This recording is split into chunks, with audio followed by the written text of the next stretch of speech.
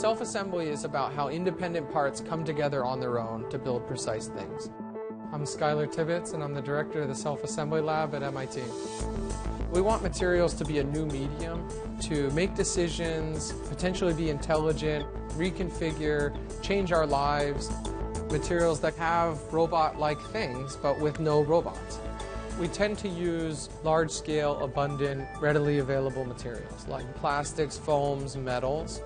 We program our materials based on their response to energy. We use moisture, but you can imagine in the future you use heat, you use light, current, many other energy sources. So we take a strip of wire metal and we mold it into a shape. We program the metal and the structure of the metal to remember that shape. I'm dumping in 180-degree Fahrenheit water. And then I take this wire and I'll dip it in water, and then it'll transform completely on its own into this very precise spirograph shape. And it's completely repeatable.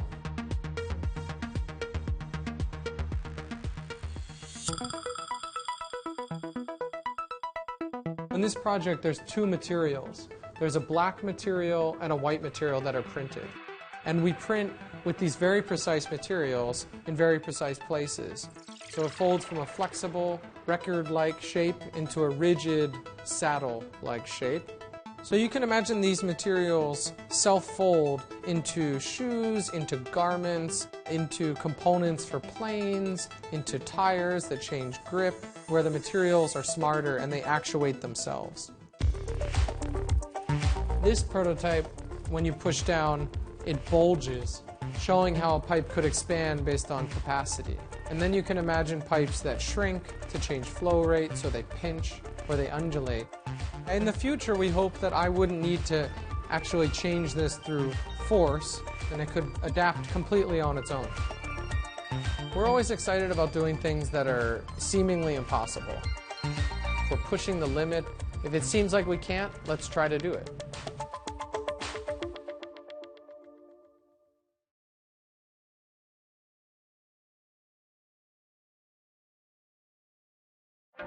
Imagine a world where light becomes data. Li-Fi is simple but powerful. We all know how a light bulb works. When an electrical current is applied to an LED light bulb, a constant stream of light is emitted from the bulb, which we see as illumination. Since LED bulbs are electronic devices, the current, and therefore the light, can be modulated at extremely high speeds. This can be detected by a photodetector and converted back to electrical current, therefore carrying data. This is the nervous system of an internet revolution. Li-Fi doesn't replace your internet service provider. You'll still need them to get the internet to your home or office via wires.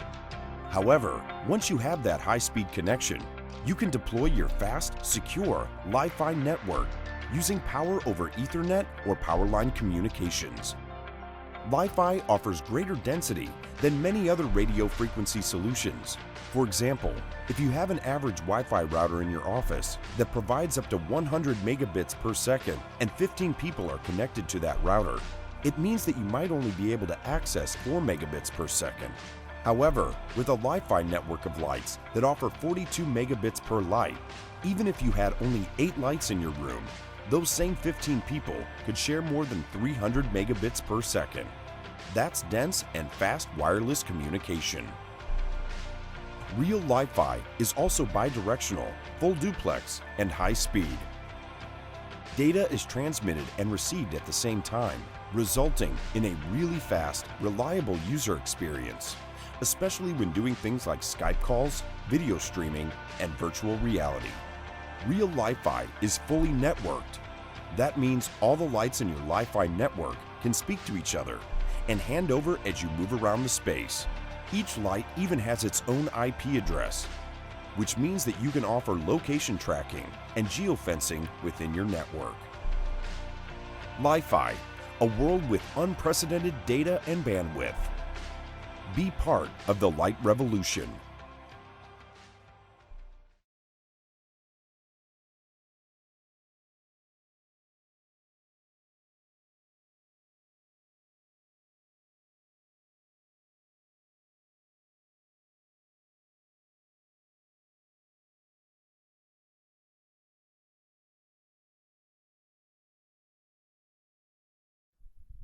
Welcome again, guys. In this video tutorial, we'll be talking about the sonication of a cell. Now, what is sonication and what do we require sonication? The answer is sonication is a process of rupturing the cell membrane so that we can deliver certain substance from outside inside the cell cytosol, or we can take certain material from the cell out, right? So this is the process of sonication. Now we use ultrasonic sound for this process. Let me take a color here. We use ultrasonic sound or UV sound or UV ray radiation to create that rupture there. Not UV, sorry, not ultraviolet, ultrasonic, US radiation to create this pore inside the cell membrane. Because you know, in cell membrane, if you look at cell membrane is made with all these phospholipids, right? Phospholipids, which are lipid hydrophilic head, and the hydrophobic tail will be there. So this is a layer, let's say, for example. Now what we do in this case, we are applying a huge pressure in a very tiny point of the cell membrane, right? Now if we use huge pressure in a very small region, it will slowly create a simple small pore. And if we create a very small pore, not everything will come out from the cell, but it's enough to insert certain material inside the cell, right? For example, we are inserting a DNA coated with gold particle inside the cell. So what we can do, or let's say we are taking out some DNA, fragment of DNA outside the cell. What we do, we need to simply create a pore in the cell membrane in such a way that the cell should not die. This is the huge important thing. If we have the ability, I mean, if it's required that you can kill the cell and take the material out, then we don't need sonication. We can simply fracture it out by physical shearing or many other processes out there. Fractionation of cell is out there, centrifugation, the rest of the stage, homogenization is out there. But sonication is important because sonication is very, very fast. I mean, simple small ultrasound, it will go to a small section of the membrane, and as a result it will create what we call the cavitation bubble, and the cavitation bubble slowly start to increase in shape and size. As it is increasing in size, it will slowly push the head of phospholipid side and creating small pores inside. So then what will happen here, if it creates a pore, you will see a pore is created, right? Pore is created due to the segregation, right? And as a result, that pore is created, DNA can come in or out, or any particle we want to deliver, we can deliver inside very easily. This is the process of sonication, right? And it is required to take something out from the cell, maybe a fragment of the cell, right? Maybe some proteins from inside the cell, or we can deliver something inside the cell. So you simply take some sample vessels, ependophs, and you simply add the ultrasonic horn, and that will go, that bubble, that sonication bubble slowly start to rise, and it will hit the membrane of cell, and that will separate some of the phospholipid heads and creates a pore. Through the pore, DNA can enter or DNA may come out, right? But after this sound is taken off, this whole process can be restored because it creates a small de-alignment for a moment, for a fraction of second. It creates a segregation of phospholipids from each other. That's it. Once the sound is gone, again there is a chance of reunited feature of those phospholipid heads. As a result, that membrane porous region will be now free. It will be again filled, the gap will be filled again. Okay, so see, this is the process of sonication. And in sonication, what we use enzymes. Let's say, for example, inside the cell we have certain enzymes, and we are adding a particular dye to see whether sonication works or not. This is an experiment, and we add ultrasonic sound. After that, we add some coloration, and we see then after the coloration, color is provided, we see that color coming out from the complete cell. That means the color take entry inside the cell during that time of the sonication. So this is a proof that sonication is possible, and this is the process of sonication. And we use sonication to take certain materials like DNA fragments out to study, or say we can also take protein fragments out from the from sonication. We sometimes also kill the cell using sonication, or also take out some proteins, because and we use this because it's very, very fast. We just put it in the sonicator and start the charge, I mean sonicating voltage, I mean ultrasonic horn, and then after that in fraction of second we get all the products coming into the buffer. and we can take it out and do the rest research. Okay, so that's the process of sonication and the importance of sonication. I hope this video helpful. If this video is helping you, please like the button, hit the like button there. Subscribe to my channel. The links are provided in both this way. There is a link in the bottom also. To get more and more videos like that, share this video with your friends and keep viewing. Thank you.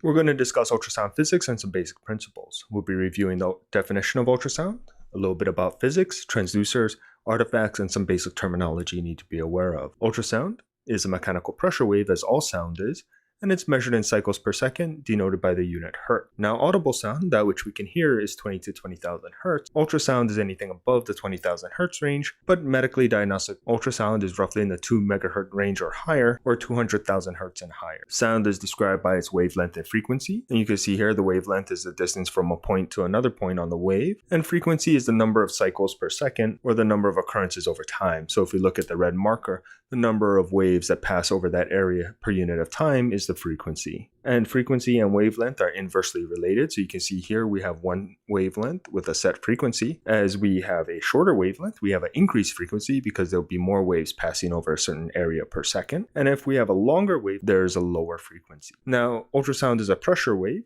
And what happens is it causes tissue to vibrate, and that tissue vibrates and causes areas of compression where the molecules and the elements of that tissue are closer together, and areas of rarefaction where they are more spread out. And this is how that pressure wave propagates through tissue. Let's discuss some basic echo principles and topics related to ultrasound. The first is the reverse piezoelectric effect. What happens is when charge is applied to a piezoelectric substance, it vibrates and creates a pressure mechanical wave. The reverse, or the piezoelectric effect, is when that pressure wave stimulates the crystal and the crystal produces electronic effect. And this is how ultrasound is produced from your transducers. And what happens is the pulse echo principle is that sound is transmitted from the transducer to a tissue, and that tissue then reflects the sound back to the crystals in the transducer and allows you to make an image. The echo range principle means that it takes longer for sound to reach certain things, and by calculating the speed of sound through that tissue, we can determine how far away that substance is. And that's how you can have distance displayed on your screen, because the distance is correlated to the speed of sound and the time it takes for that sound to be reflected back to the transducer. All of this is based on the speed of sound, and the speed of sound is related to the density of the tissue, the propagation of sound through that tissue, and the speed of sound itself. You can see that in air, sound travels at roughly 330 meters per second, whereas in bone, it travels at 4,030 meters per second, and the all-important tissue is 1,040 meters per second, and this is the default that an ultrasound machine assumes sound is traveling through. It assumes we are all made of homogeneous tissue, and sound is propagated and travels at 1,040 meters per second. Acoustic impedance is the resistance to propagation of sound. This is dependent on the density and the velocity of sound, measured in megareals. It has a very low acoustic impedance at very low levels. Bone has a very high acoustic impedance. Adipose, you can see, has a mid-range at 1.34 megareals. However, liver at 1.65 megareals is just slightly different, but that little bit of difference does make a difference in sound reflection. You can see here with two different acoustic impedances, sound will transmit, and with the greater difference between the tissues and the greater difference in acoustic impedance, more sound is reflected back to the transducer, making a brighter echo. Attenuation is the weakening of sound as it is transmitted and returned. Now, attenuation occurs as sound is propagated through tissues. It weakens as it travels through the tissue. Reflection also weakens the sound because as sound is returned to a transducer, less sound is transmitted through the tissue, meaning less sound will be reflected from deeper structure. Another way that sound beam is weakened is by reflection. Some sound is returned to the transducer, meaning less sound is propagated through the tissues, but some sound may also be reflected in a direction that does not return to the transducer or propagate further into the tissue, and that sound energy is lost. Scattering is when sound is reflected in a manner that it does not return to the transducer, and that information is lost. There's also absorption, where sound is transformed to heat and absorbed by the tissues, heating the tissues but also weakening the sound. There are multiple modes of ultrasound that we'll cover. A mode, or amplitude mode, will have the reflection, and you'll see the sine wave where you see different amplitudes as sound is reflected back. This is not very commonly used in diagnostic ultrasound anymore, and instead we use B mode, or grayscale imaging. The most common ultrasound mode you'll run into is B mode, or brightness mode, or commonly known as grayscale imaging. You can see here each of the pixels has a brightness and is displayed somewhere from black to white, on a grayscale, hence the two names B mode or brightness mode or grayscale. M mode is motion mode, and what will happen is there'll be an M mode spike or that green line that you see, and what happens is every motion over that line over time will be plotted out in a graph tracing. You can see this is commonly used in echocardiograms. We're looking at valve motion. The Doppler effect means that a moving object will change the frequency of sound. So as objects are moving, the frequency of reflected sound is altered. And by interpretation of that change in frequency, the ultrasound machine can denote motion. The most common one you may see is color Doppler, and the acronym to remember is BART, or blue away, red towards, meaning blue is coded for motion away from the probe and red is motion towards the probe. You can see here in this ultrasound image of an aorta with bidirectional flow, you can see that there's red and blue flow as the blood is swirling around in different directions in motion towards the probe and away from the probe. Remember, the color does not denote arterial or venous flow, but rather direction related to the probe. By convention, we try to make arteries appear red and veins blue. However, this is merely by position. Power Doppler looks at the intensity of the deflectors rather than the actual frequency shift, and this is useful for low flow states such as small vessels or ureters with ureteral jets within the bladder. Spectral Doppler looks at the velocity of the reflectors going through the gate and the Doppler shift of those deflectors. It then maps it out in a wave format, and there's an audio component because the frequency shift is within the audible range. You can see here a grayscale image, and we'll place the Doppler gate within the vessel. Now, looking at any of the deflectors traveling through that gate between the two green bars, it will map out those deflectors on a graphical scale like this. Now, let's discuss the different types of transducers. The transducers function based on the piezoelectric principle, and they're a key element of the system. They're also the most expensive and the most fragile component of the system. Most modern transducers use synthetic crystals such as lead, zirconate, titanate. These are heat sensitive and the probe should never be autoclaved for sterilization. The reason being that the heat can misalign the crystals and render your probe useless. The crystals are generally housed within the transducer. A backing layer is behind the crystal and a matching layer in front. The backing layer prevents any pressure waves from exiting the crystals in a reverse fashion and tries to direct all of the sound energy forward. It travels through the matching layer to try and reduce the acoustic impedance between the crystals themselves and the skin. That's that soft spongy layer you see on the surface of the probe. Electricity is introduced in this system, stimulating the crystals to produce the pressure wave. The backing layer prevents sound from transmitting and reflecting from the back of the crystals, and they exit the matching layer through the skin into the subject. Broadband transducers are transducers that can produce multiple different frequencies rather than a single frequency like in older systems. And you can select a different frequency. And because of this, you need to understand that higher frequencies will give you greater resolution, but less penetration. Lower frequencies will give you greater tissue penetration, but sacrifice resolution. And you can see an example here. We have a sound wave. As it travels through the tissue, it interacts with the tissue at several points. You can see that each time it interacts with it, that sound beam will be attenuated and weakened and be able to travel less. If that sound beam interacts with the tissue very frequently, we'll have a lot of attenuation and a lot of weakening of that sound beam, and it won't get very far. However, it will have interacted with that tissue in multiple areas and give you a better resolution. However, with the lower frequency, we'll have less resolution because there's less interaction with the tissue, but with that less interaction, there will also be less attenuation and the sound beam will penetrate deeper. Now, there's multiple types of probes, and depending on your type of ultrasound system, they may look slightly different based on the casing and the model. While ultrasound probes are designed differently by different manufacturers, the basic type of probes are similar throughout. You can see the linear array, which is a rectangular face, and this sends out beams in a very parallel fashion, giving you a rectangular display on the ultrasound screen. A curved array is a linear array that has been slightly curved. You can see that the beam splays out, giving you a wider field in the deeper portion of the image, but the sound beams are located closer together nearer to the probe. An endocavitary probe or intracavitary probe is merely a curved array with a very tight curve on a longer handle. The phased array, which is commonly used in cardiac imaging but can also be used for abdominal imaging, has a very narrow window, but has a very great splay. So this is very useful for cardiac imaging because the point of contact can be very small to fit in between ribs and around lung artifact, but has a very wide field of view. The resolution of your ultrasound image is based on several things. One is based on frequency and one is based on the type of probe you're using. Lateral resolution, or the ability to tell that two objects side by side are indeed two objects and not blurred into one object, is based on your beam width. If you look at the linear array here on the right side, you see those lines or lines of sight in the ultrasound beam are equally spaced near the probe and far from the probe, giving you that rectangular image. So the distance between lines of sight are fairly uniform near and far from the probe. This produces a greater lateral resolution. Whereas you see in the phased array, the lines of sight are very close together near the probe but very far apart as they splay further outwards deeper into the image.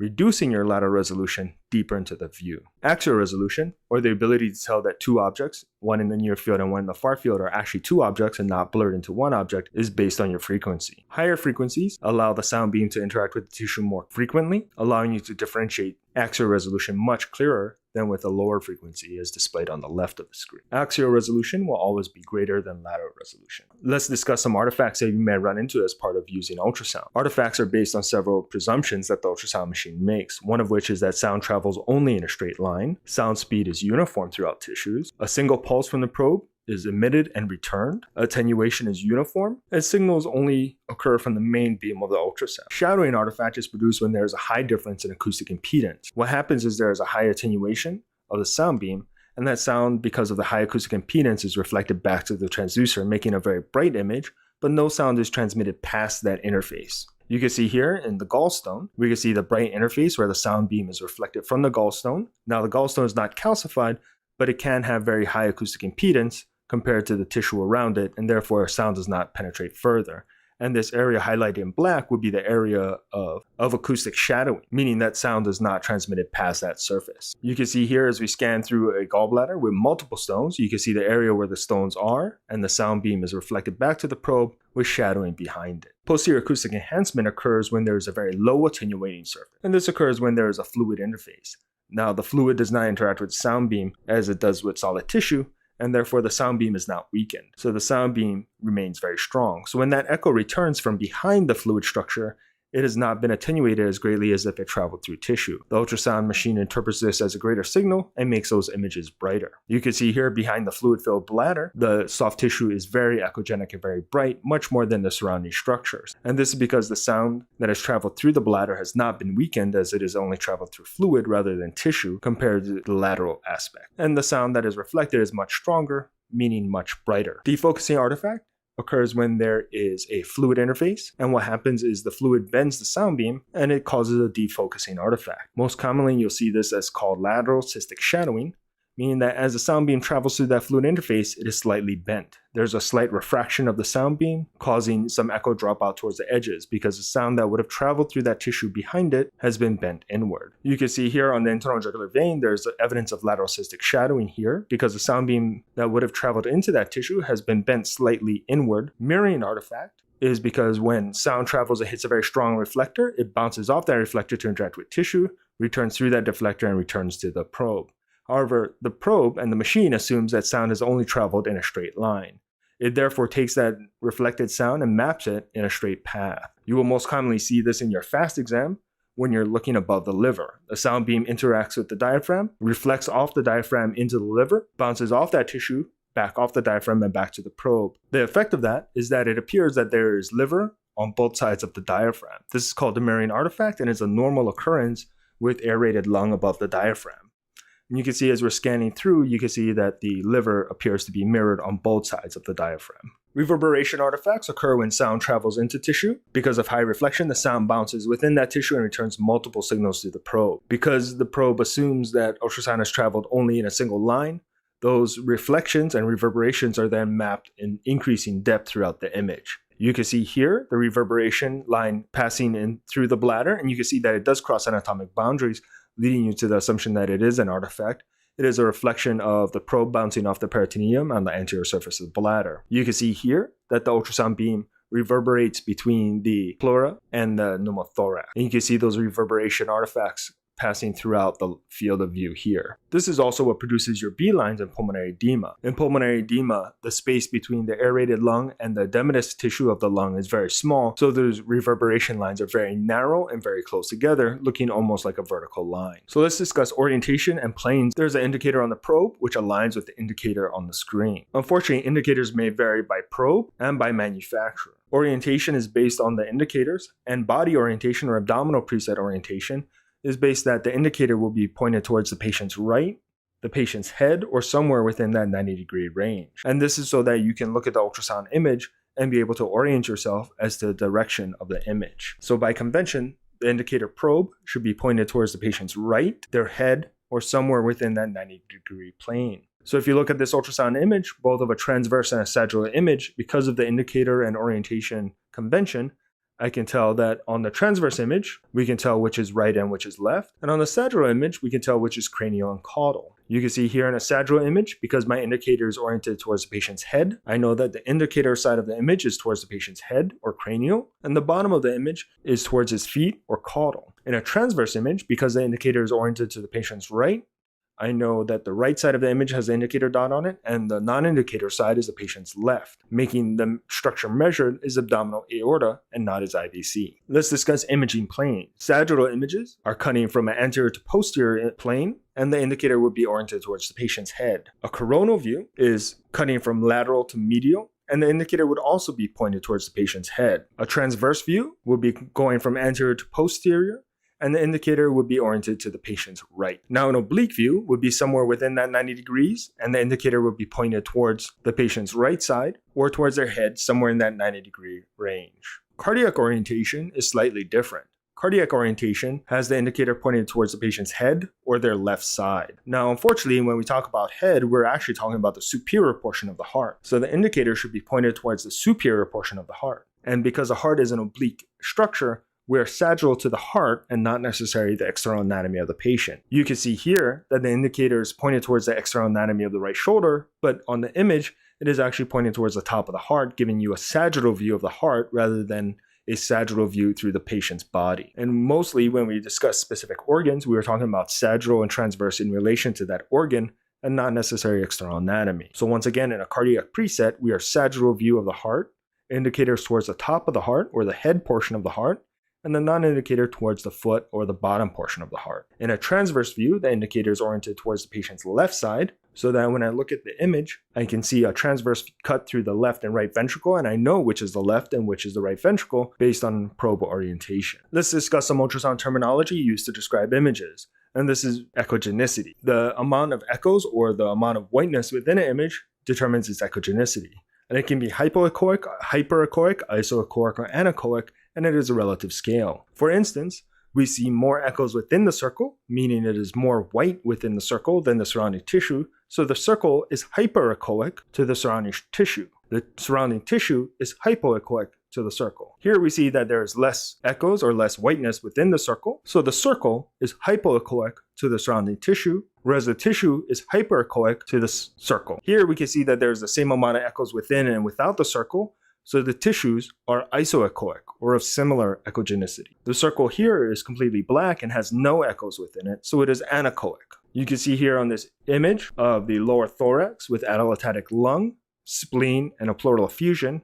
We can use those descriptors to describe the image. The collapsed lung and the spleen are isoechoic to each other. The spleen and the spine are of different echogenicity. The spleen is hypoechoic to the spine. The spine is hyperechoic to the spleen. Here, the pleural effusion, which is fluid, is anechoic. Don't forget to follow on YouTube, Twitter, and subscribe to the channel.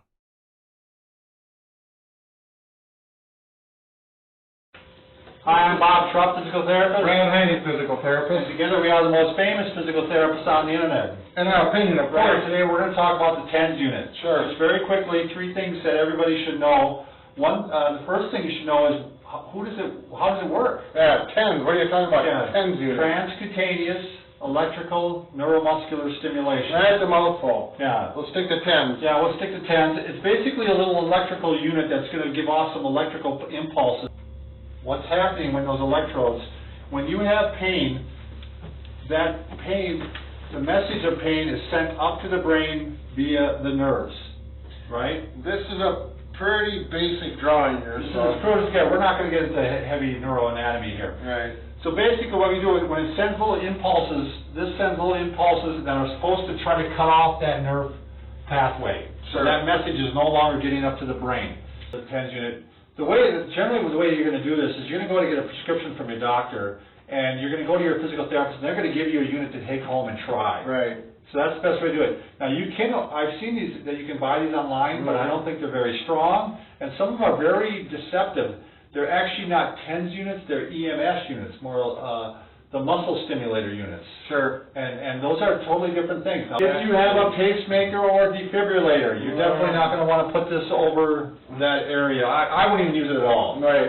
If a patient has that, I just don't even think about it. All right, Brad, is this a hint? Yeah.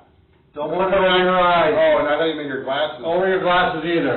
Killing me. If you're having a headache, you're not supposed to put it on your temples like Right, this. you bet. Okay? You're not supposed to put it on the front of your neck on your carotid arteries. There's some little sensors in your carotid arteries that could knock off everything. Yeah, it throws off your blood pressure, as a matter of fact. Don't put it through your chest, in other words, one on the front, one on the back. Yeah. Okay? They're laughing plenty, but you know, someone might do this kind of thing. Brad, say Don't put it internally. Right. By internally, we also mean Wherever. down there, baby. Cavities. Okay, don't put it on fragile or broken skin. Right. Don't put it on infectious skin. I mean, that's more, the worry is that you could put it on here and then you could spread it to something else because Sure. the infection would be on here. Mm-hmm. Do not put it over a tumor. They have found that this actually could help a tumor grow. Right. Yeah. So, what else am I missing, Brad? I would avoid, this is a standard one. Do not put it, can you face this way, Brad? Do not put it directly on the spinal cord itself. So right on the spine. We put them right on the sides of the spine, Right. on the muscles. That's where, if you're having pain, you put it. Do not put it, I would not use it on a pregnant person. No, I just wouldn't do it. that's off my lap, man, too. And I wouldn't do it on somebody with epilepsy either, just, Right. who knows that it might trigger. A seizure is a brief episode of abnormal electrical activity in a person's brain. It's like when your radio goes fuzzy when you go through a tunnel, or when your television gets a funny picture for a couple of seconds and returns back to normal. There are many types of seizures. With some seizures, a person may become very stiff. They pass out and their whole body shakes. Some people have seizures where they become confused and may have movements that seem silly or don't make sense. They might not respond for a couple of minutes. Some people have seizures that are so short that all they do is stare for about 10 seconds and may just flutter their eyes. Some people have seizures where very suddenly they become weak and fall to the ground. Some people have seizures daily, others have them every couple of months, and many kids have them every now and then, or never because they're on medications to control.